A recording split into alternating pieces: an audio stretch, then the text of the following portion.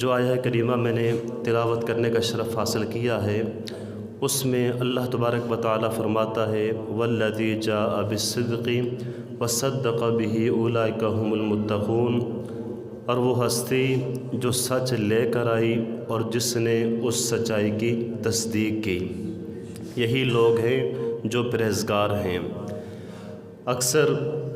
مفسرین اکرام یہ فرماتے ہیں کہ سچ لانے والی ذات مصطفیٰ کریم کی ہے اور تصدیق کرنے والی ذات ابو بکر صدیق کی ہے۔ اسی آیت کریمہ کی تفسیر میں حضرت سیدنا علی المرتضیٰ شیر خدا کرم اللہ وجہ الکریم فرماتے ہیں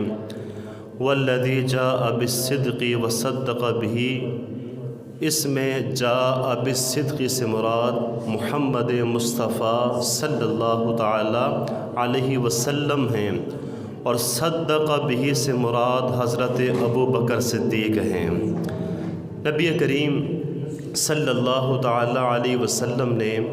اعلان نبوت فرمایا تو حضرت سیدنا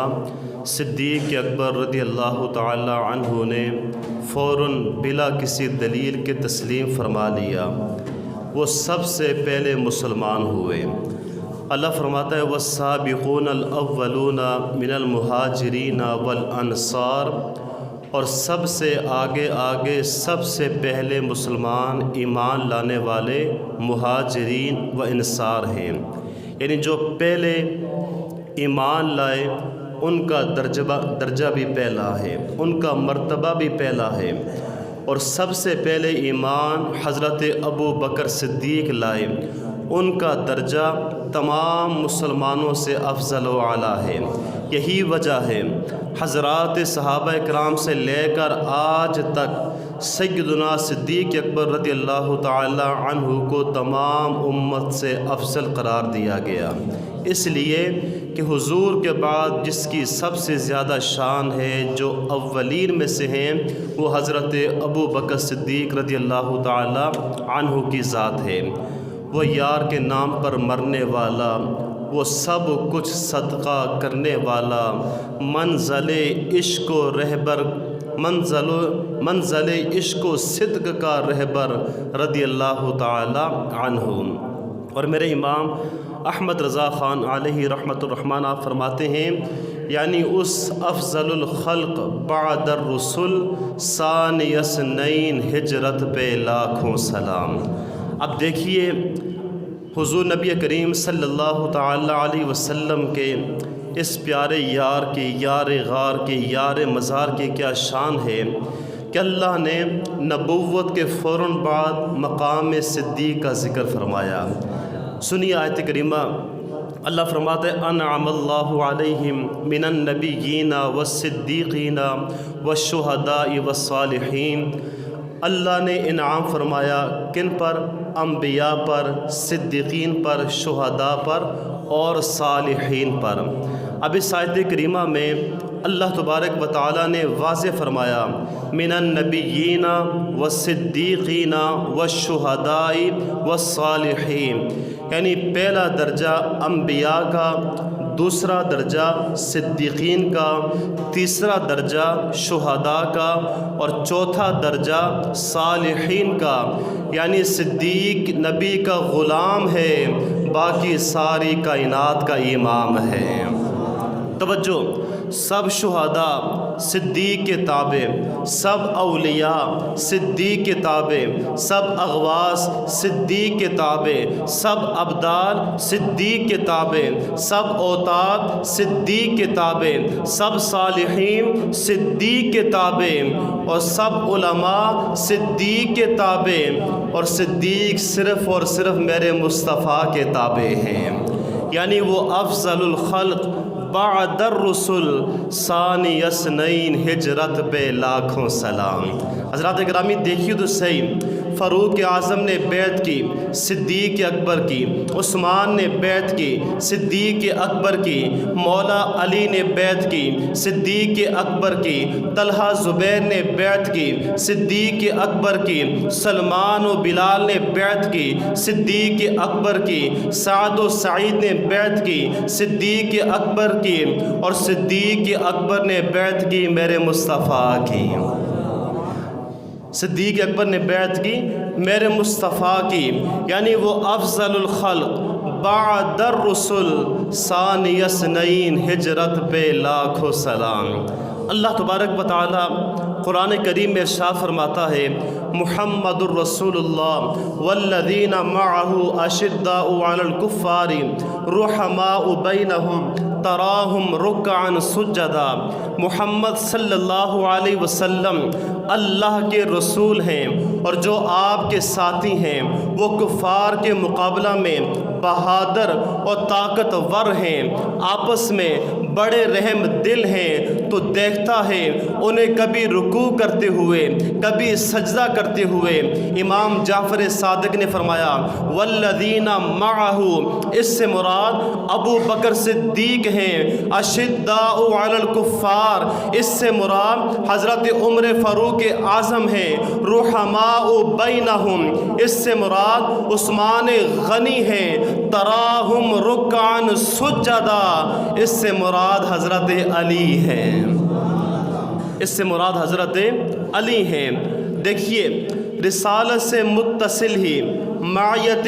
صدیق کا تذکرہ، ساتھی کا ذکر۔ ارے کیسا ساتھی؟ ایسا ساتھی جو نمازوں میں ساتھی، جو روزوں میں ساتھی، جو نوافل میں ساتھی، جو عبادت میں ساتھی، جو سفر میں ساتھی، جو حضر میں ساتھی، جو بازار میں ساتھی، جو غار میں ساتھی، جو مزار میں ساتھی۔ والذین معہ،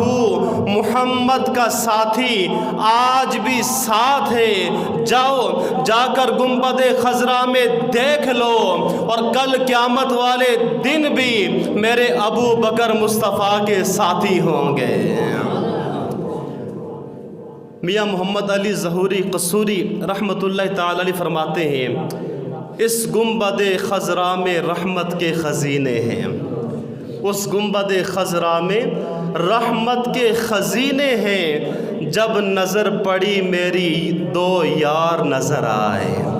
جب نظر پڑی میری دو یار نظر آئے۔ حضرات اکرامی توجہ فرمائیے،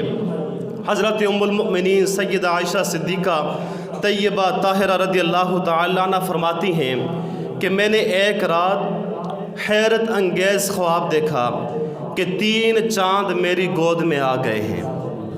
3 چاند میری گود میں آ گئے۔ بڑا عجیب و غریب خواب تھا۔ فرماتی ہے کہ میں نے اس خواب کا ذکر اپنے والد کے سامنے کیا، یعنی ابو بکر صدیق رضی اللہ تعالی عنہ کے سامنے کیا، اور وہ بڑے معتبر تھے، خوابوں کی تعبیر بتانے والے تھے۔ صدیق اکبر نے جواب دیا، اے عائشہ اگر تیرا خواب یہ سچا ہے، اس کی تعبیر یہ ہے، خلاصہ یہ ہے کہ خلاصہ کائنات افضل الخلائق 3 انسان تیرے حجرے میں دفن ہوں گے، یعنی 3 جو سب سے افضل انسان ہوں گے وہ تیرے حجرے میں دفن ہوں گے۔ اور سیدہ عائشہ رضی اللہ تعالی عنہا نے حضور نبی کریم صلی اللہ تعالی علیہ وسلم کی بارگاہ میں عرض کی، یا رسول اللہ، اے کملی والے آقا، اے والضحیٰ کے چہرے والے، واللیل کی زلفوں والے، لعمرکا کی مبارک جان والے، علم نشرہ کے مبارک سینے والے، کملی والے آقا، میں آپ سے اجازت چاہتی ہوں، جب آپ کا وصال ہو جائے گا تو میری قبر انور بھی آپ کے ساتھ بن جائے، آپ کے مزار کے ساتھ بن جائے۔ صدیق اکبر کی بیٹی حضرت عائشہ نے جب حضور کی بارگاہ میں یہ سوال کیا، میرے آقا نے فرمایا، اے عائشہ یہ جگہ تجھے کیسے مل سکتی ہے؟ اس میں میری ابو بکر کی، عمر کی اور عیسیٰ بن مریم کی قبر بنے گی، یعنی اے عائشہ اس میں ایک میری قبر بنے گی، ایک قبر ابو بکر کی بنے گی اور ایک قبر عمر فاروق اعظم کی بنے گی اور ایک قبر جو ہے وہ عیسیٰ بن مریم کی بنے گی۔ حضرت عبداللہ بن عمر سے مروی ہے، ایک دن حضور نبی کریم صلی اللہ تعالی علیہ وسلم مسجد میں تشریف لائے۔ آپ کے دائیں جانب حضرت ابو بکر صدیق ہیں، بائیں جانب حضرت عمر فاروق اعظم رضی اللہ تعالی عنہ ہیں۔ حضور نے دونوں کے ہاتھوں کو تھام رکھا تھا۔ اسی تاریخی حالت کے اندر میرے کریم آقا نے فرمایا فَكَهَذَا نَبْعَثُ يَوْمَ الْقِيَامَةِ، کہ جس طرح آج ہم اکٹھے ہیں ہم قیامت والے دن بھی اسی طرح اکٹھے کھڑے ہوں گے۔ قیامت والے دن بھی ہم اسی طرح اکٹھے کھڑے ہوں گے۔ حضرات گرامی ذرا غور تو کریں، صدیق اکبر کی عظمت اور شان کا عالم کیا ہے۔ حضرت ابو سعید خدری رضی اللہ تعالیٰ عنہ روایت کرتے ہیں، میں نے رسول اکرم نور مجسم صلی اللہ تعالیٰ علیہ وسلم سے سنا، قیامت والے دن 3 کرسیاں خالص سونے کی بنا کر رکھی جائیں گی اور ان کی جو شعائیں ہوں گی، ان کی جو روشنی ہوں گی، ان سے آنکھیں چندیاں جائیں گی۔ ایک کرسی پر ابراہیم خلیل اللہ جلوہ گر ہوں گے، دوسری کرسی پر میں خود بیٹھوں گا، ایک خالی ہوگی، ابو بکر کو لایا جائے گا،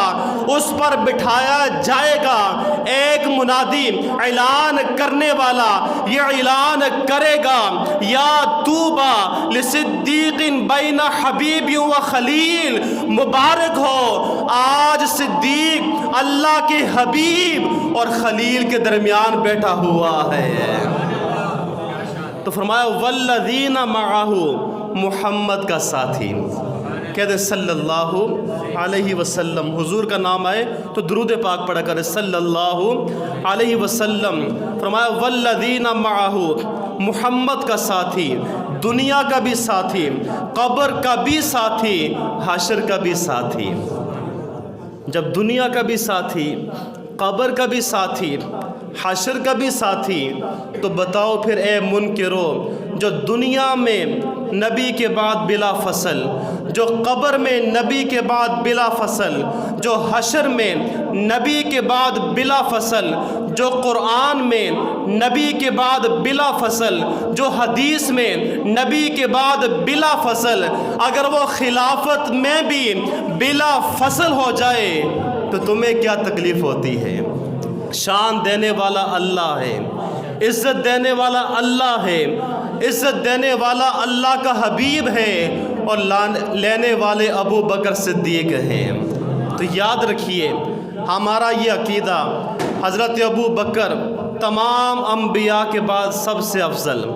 اس کے بعد حضرت عمر فاروق اعظم،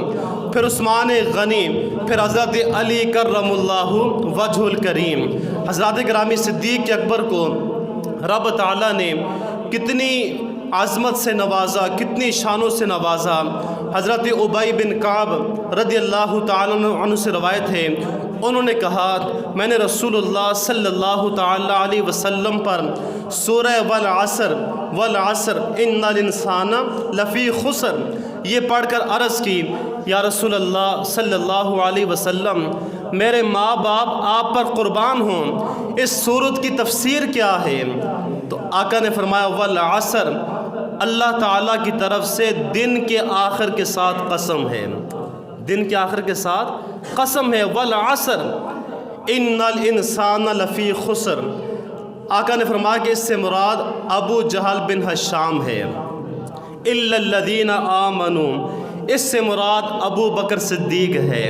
وعملوا الصالحات، اس سے مراد عمر فاروق اعظم ہیں، وتواصوا بالحق، اس سے مراد عثمان غنی ہیں، وتواصوا بالصبر، اس سے مراد حضرت علی المرتضیٰ شیر خدا ہیں۔ اب جتنی بھی آیات میں نے آپ کے سامنے بیان کی ان کے اندر یہ ترتیب موجود ہے،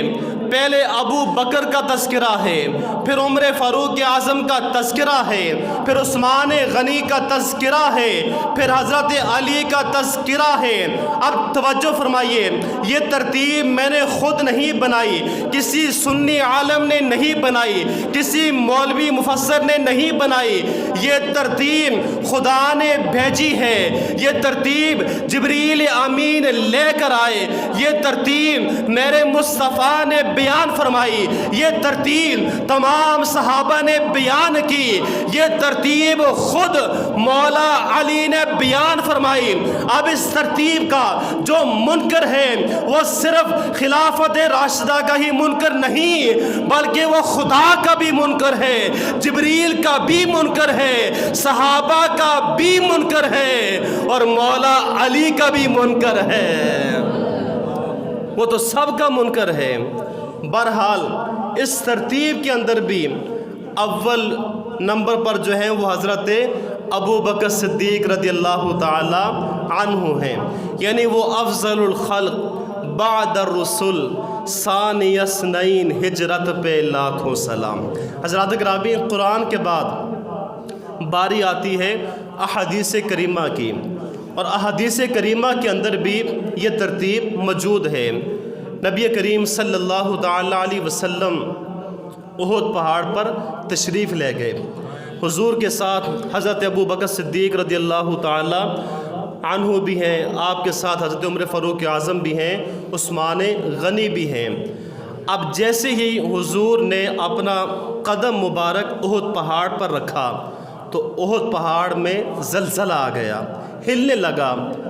لیکن عاشق کہتے ہیں کہ وہ زلزلہ نہیں بلکہ حضور کی آمد میں وہ جھومنے لگ گیا، حضور کی آمد کی خوشی میں وہ جھومنے لگ گیا۔ اب جب پہاڑ ہلا، پہاڑ کے اندر زلزلہ طاری ہوا، حضور نبی کریم صلی اللہ علیہ وسلم نے اپنے قدم مبارک سے اسے ضرب لگائی اور فرمایا کہ اے احد رک جا، تجھے پتہ نہیں تجھ پر ایک نبی، ایک صدیق اور 2 شہید ہیں، تجھ پر ایک نبی، ایک صدیق اور 2 شہید ہیں۔ اب یہاں پر بھی ذرا غور فرمائیں، حدیث کے جو الفاظ ہیں کہ حضور نبی کریم صلی اللہ علیہ وسلم نے اپنے ساتھ ہی ابو بکر صدیق کا ذکر فرمایا، حالانکہ حضور یوں بھی فرما سکتے تھے ما علیک الا نبی و شہیدانی و صدیق، کہ تجھ پر ایک نبی، 2 شہید، ایک صدیق ہیں، بات ایک ہی تھی، لیکن اگر آپ اس طرح فرما دیتے آج لوگوں کو موقع مل جانا تھا۔ دیکھیے ابو بکر کا حضور نے پہلے نام نہیں لیا، پتہ یہ چلا حضور نے اپنے بعد ہی ابو بکر کا نام لے کر یہ بتا دیا میرے بعد جو افضل ہیں، جو میرے خلیفہ ہوں گے وہ ابو بکر صدیق ہوں گے۔ اب اس روایت سے ہمیں ایک اور بھی جہاں پر عظمت صدیق اکبر کا پتہ چلتا ہے، وہاں پر حضور کے علم کا بھی ہمیں پتہ چلتا ہے۔ اب دیکھیے حضور نے فرمایا کہ اے پہاڑ رک جا، تجھ پر ایک نبی، ایک صدیق اور 2 شہید ہیں، 2 ذرا بولیں 2 شہید ہیں۔ اب دیکھیے حضور نے پہلے ہی خبر دے دی کہ میرا عمر بھی شہید ہوگا، میرا عثمان بھی شہید ہوگا، میرا عمر بھی شہید ہوگا، میرا عثمان بھی شہید ہوگا۔ اب حضرت عمر کی شہادت کب ہوتی ہے؟ ذی الحجہ 23 ہجری کے اندر، ذی الحجہ، توجہ فرمائیں، ذی الحجہ 23 ہجری کے اندر حضرت عثمان غنی رضی اللہ تعالیٰ عنہ کی شہادت ہوتی ہے 35 ہجری کے اندر، 35 ہجری کے اندر، یعنی حضور صلی اللہ علیہ وسلم کی حیات زہرا سے تقریباً 13 سال کے بعد حضرت عمر کی شہادت ہوتی ہے اور 25 سال بعد حضرت عثمان غنی کی شہادت ہوتی ہے، یعنی حضور 25 سال پہلے ہی آپ نے غیب کی خبر دے دی، جس سے یہ پتہ چلتا ہے رب تعالیٰ نے میرے محبوب کو علم غیبی عطا فرمایا تھا۔ لوگ کہتے ہیں حضور کو ادھر کا نہیں پتہ تھا، ادھر کا نہیں پتہ تھا، یہ کیسا عقیدہ ہے، یہ کیسا ایمان ہے؟ یاد رکھیے دوستو، ایک بات سمجھانے کے لیے کہہ رہا ہوں، 2 گروہ ہوں، ایک آپ کے باپ کی بڑی شان بیان کرے کہ آپ کا باپ ایسا ہے، آپ کا باپ ایسا ہے، آپ کا باپ ایسا ہے، اس کی عظمت، اس کی تعریف کرے۔ ایک وہ بندہ ہو جو آپ کے باپ میں نقص نکالے، اس میں یہ بھی نقص ہے، اس میں یہ بھی ہے، یہ بھی ہے، بتائیے آپ کو کون سا پسند ہوگا؟ بولے جو تعریف کرے گا۔ اب بتائیے وہ کیسا امتی ہے جو یہ کہے حضور کو علم غیب اتنا تھا، رب نے اتنا دیا تھا، وہ حاضر تھے ناظر تھے، درود یہاں پڑھنا چاہیے، وہاں نہیں پڑھنا چاہیے، وہاں پڑھنا چاہیے، یہاں نہیں پڑھنا چاہیے، یہاں نہیں کہنا چاہیے۔ بتائیے جو نقص نکالے گا وہ حضور کا سچا امتی ہے، جو ہر وقت یہ کہے گا سب سے اولا ہو اعلیٰ ہمارا نبی، سب سے بالا ہو اعلیٰ ہمارا نبی، اپنے مولا کا پیارا ہمارا نبی، دونوں عالم کا دولا ہمارا نبی، سرور کہوں کہ مالک و مولا کہوں تجھے، باغ خلیل کا گل زیبا کہوں تجھے، اللہ رے تیرے جسم منور کی تابشیں ہے جانے جام جانے تجلا کہوں تجھے، یا وہ یہ کہے وہ کمال حسن حضور ہے کہ گمان نقص جہاں نہیں، یہی پھول خار سے دور ہے، یہی شمع ہے کہ دعا نہیں، میں نثار تیرے کلام پر ملی یوں تو کس کو زبان نہیں، وہ سخن ہے جس میں سخن نہ ہو، وہ بیان ہے جس کا بیان نہیں، یا وہ یہ کہے آقا آپ کی شان تو یہ ہے، آپ کی عظمت تو یہ ہے، تمام نبی شانوں والے ہیں لیکن رب کعبہ کی قسم آپ کی شان تمام سے بلند ہے، آپ محبوب خدا ہے، آپ حبیب خدا ہے، رب نے جو عظمت جو شان آپ کو عطا فرمائی ہے کائنات میں کسی اور کو عطا ہی نہیں فرمائی ہے۔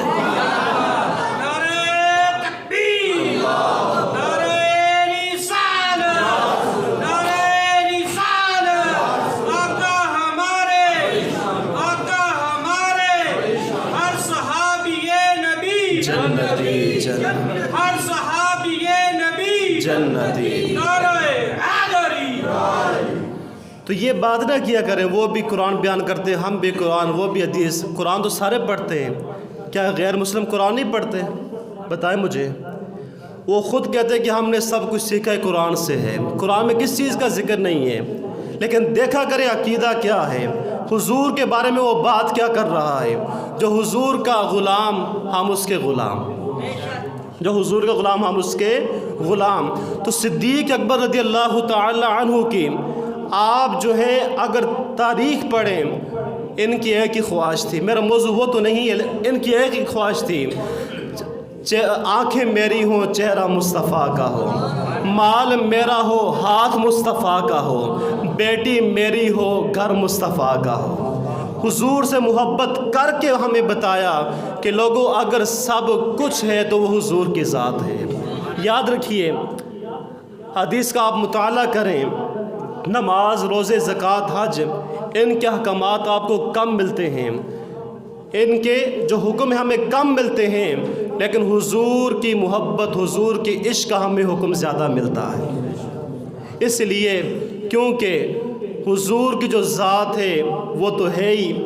رب تعالیٰ کے حبیب ہیں۔ دیکھیں حبیب میں بڑا فرق ہوتا ہے،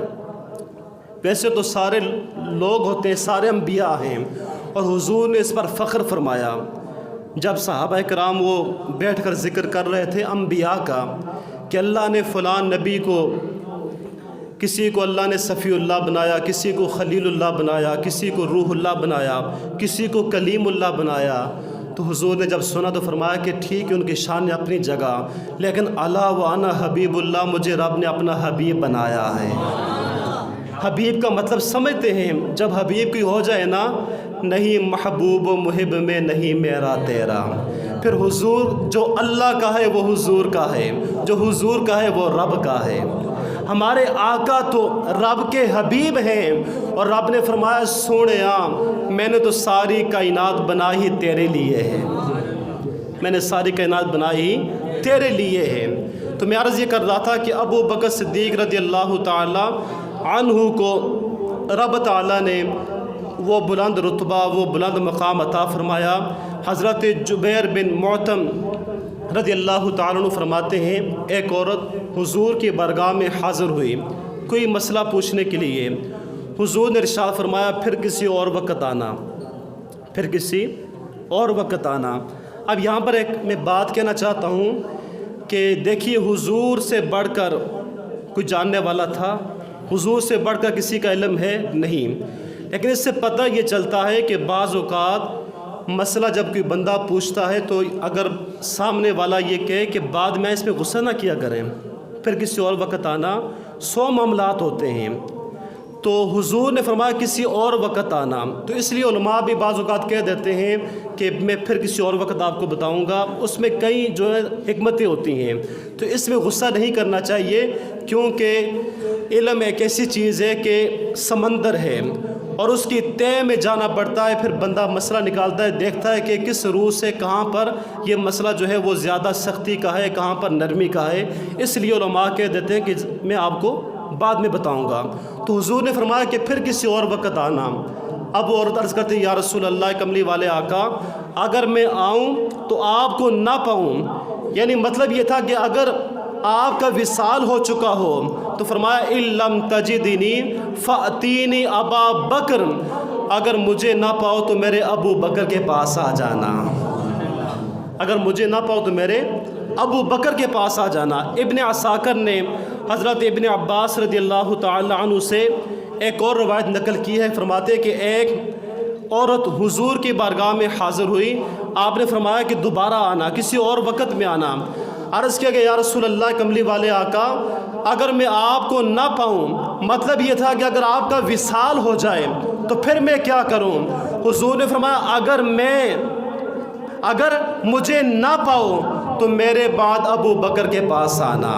अल खलीफतु मिन बादी, जो मेरे बाद खलीफा होंगे, जो मेरे बाद खलीफा होंगे। इब्न असाकर ने हज़रत उम्मुल मोमिनीन सय्यदा आयशा सिद्दीक़ा तय्यबा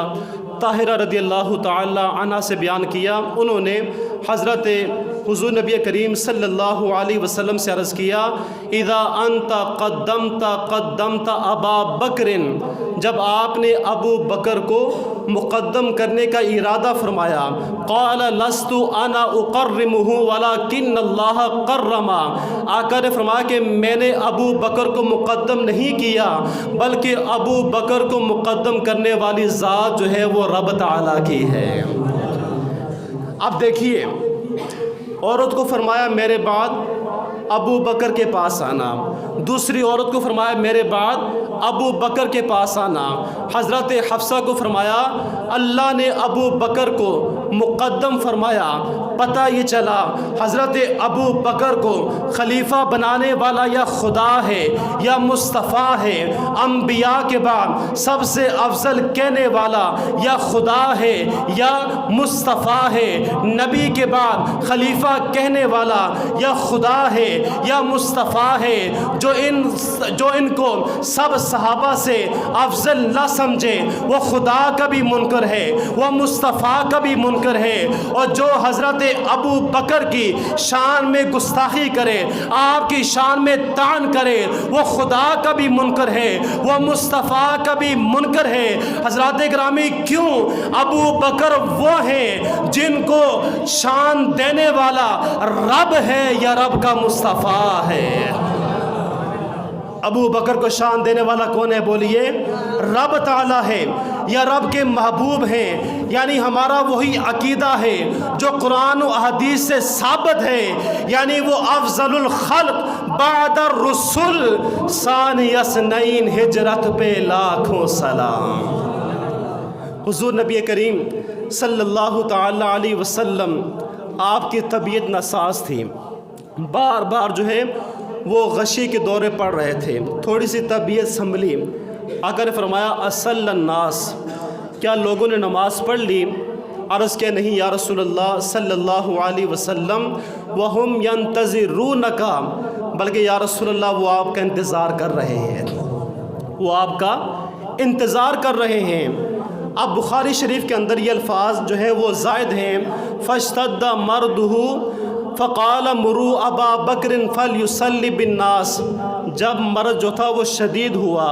फरमाया कि मेरे अबू बकर को हुक्म दो वो लोगों को नमाज़ पढ़ाए। وہ لوگوں کو نماز پڑھائے۔ اب دیکھیے، بلکہ روایات کے اندر آتا ہے تقریباً 15 نمازیں حضور نے حضرت ابو بکر کی اقتداء میں ادا فرمائی۔ گویا کہ نبی پاک صلی اللہ علیہ وسلم نے حضرت ابو بکر کو مصلی پہ کھڑا کر کے یہ اعلان فرما دیا کہ لوگوں سن لو، میرے مصلی کا وارث اگر کوئی ہے وہ ابو بکر صدیق ہے، میرے محراب کا کوئی وارث ہے وہ ابو بکر صدیق ہے، میرے ممبر کا وارث ہے وہ بھی ابو بکر صدیق ہے، میری مسجد کا وارث ہے وہ بھی ابو بکر صدیق ہے، میری امامت کا وارث ہے وہ بھی ابو بکر صدیق ہے، میری خلافت کا وارث ہے وہ بھی ابو بکر صدیق ہے۔ حضرات گرامی توجہ فرمائیے، معراج کی رات تمام نبیوں کے ہوتے ہوئے جبریل امین نے میرے آقا کو مصلی امامت پہ کھڑا کر دیا، کسی نبی نے کوئی اعتراض نہیں کیا، حالانکہ بڑے بڑے شانوں والے نبی تھے، جناب آدم بھی تھے، جناب ابراہیم خلیل اللہ بھی تھے، موسیٰ کلیم اللہ بھی تھے، نوح نجی اللہ بھی تھے، تمام انبیاء کے ہوتے ہوئے جبریل امین نے میرے آقا کا ہاتھ پکڑا اور مصلی امامت پہ کھڑا کر دیا، کسی نبی نے کوئی اعتراض نہیں کیا۔ اسی طرح تمام صحابہ کے ہوتے ہوئے جو بڑی شانوں والے تھے، جن میں عمر فاروق اعظم بھی تھے، عثمان غنی بھی تھے، مولا علی بھی تھے، طلحہ زبیر بھی تھے، اگر میرے آقا نے مصلی امامت پہ ابو بکر کو کھڑا کر دیا ہے، پھر تجھے کیوں تکلیف ہوتی ہے؟ پتہ یہ چلا ابو بکر کو شان دینے والا کوئی دنیا دار نہیں ہے بلکہ اللہ کا حبیب ہے۔ ابو بکر کو شان دینے والا بولیے اللہ کا حبیب ہے۔ اور یہ بھی بات سن لیں، امام کسے بنایا جاتا ہے؟ امام کسے بنایا جاتا ہے؟ روایات کے اندر آتا ہے امام وہ ہوتا ہے اقرأہم لکتاب اللہ، جو سب سے زیادہ قاری ہو، مطلب یہ قرآن پاک وہ اچھا پڑھنے والا ہو، جو سب سے اچھا پڑھنے والا ہو۔ اگر قرات میں برابر ہوں، یعنی 2-4 بندے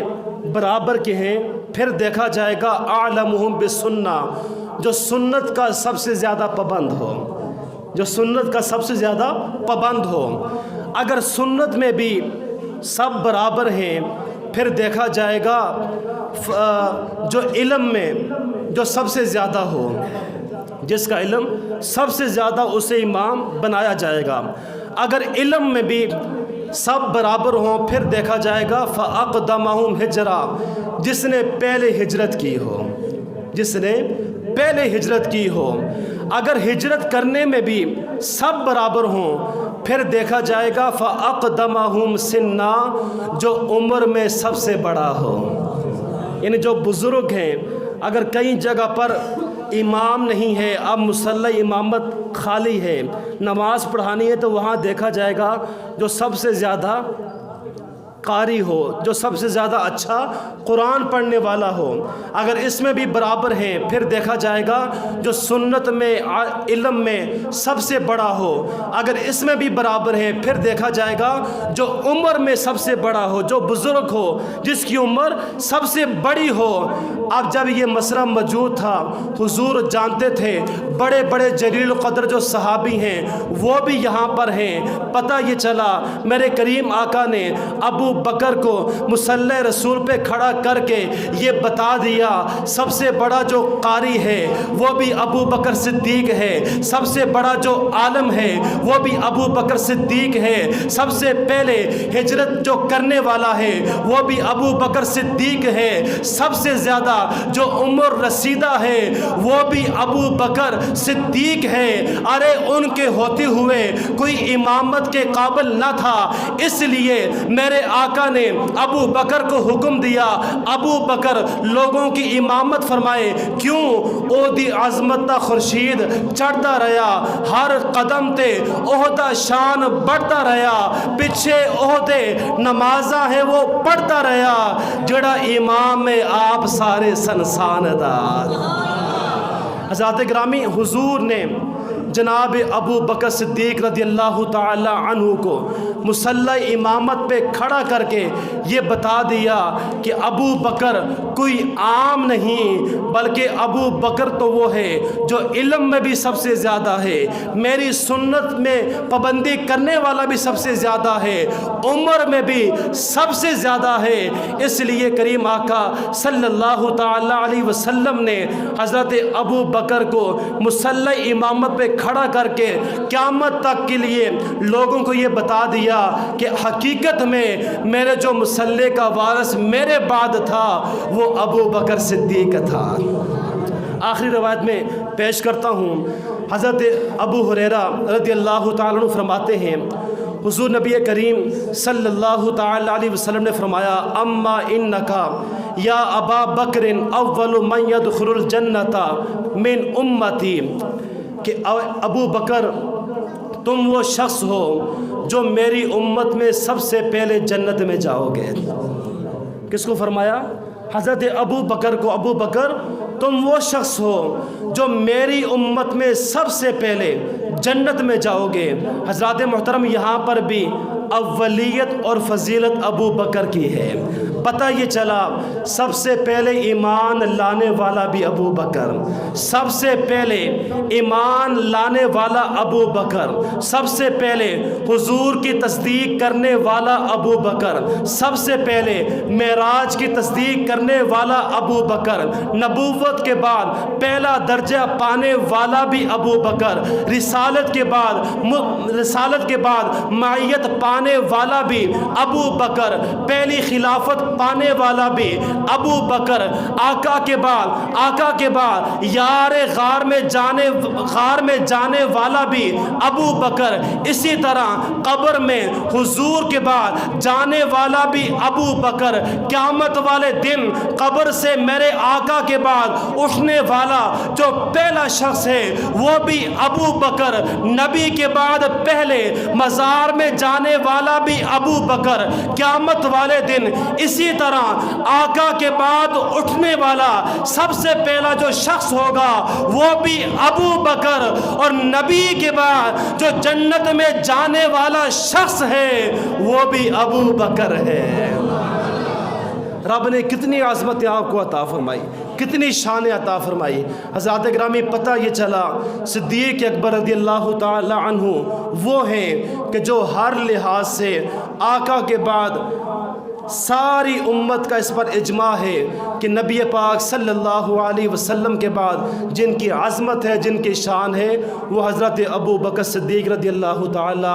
عنہ ہیں. دعا کہ اللہ پاک مجھے آپ سب کو عمل کی توفیق عطا فرمائے. وما علیہ الا البلاغ.